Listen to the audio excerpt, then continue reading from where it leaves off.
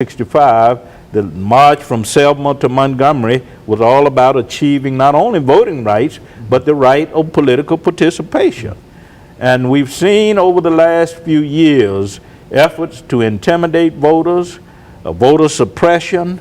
We saw that in the last presidential election, and we wonder what will happen now that federal oversight of the voting processes in this country have been sort of eroded with the recent Supreme Court decision.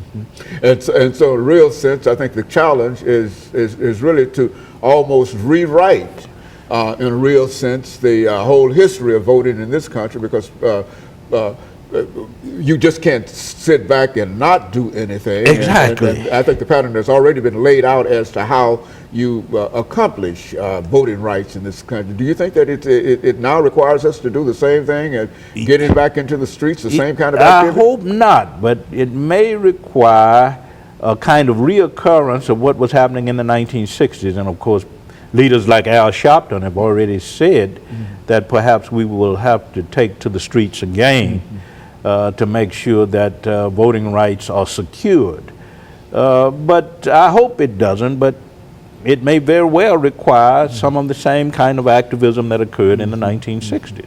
Very good. And so the Voting Rights Act of 1965 is part of Dr. King's legacy. It's part of his legacy, yeah. And that is only the political side. And what are some of the other things that will draw us out and perhaps convince folks that there is a real need for some kind of action during this time, whether it's just writing letters or whether it's marching? Yes, I think writing letters to congressmen is very, very important, and Al Sharpton has recommended that. I think we also have to look at the possibility of possibilities of nonviolent direct action in the form of marches and demonstrations. I think that's still relevant to our times. But the important thing is to make sure that people's right to vote is secured, and all Americans' right to vote is secured, and we have to do whatever necessary to make sure that that happens.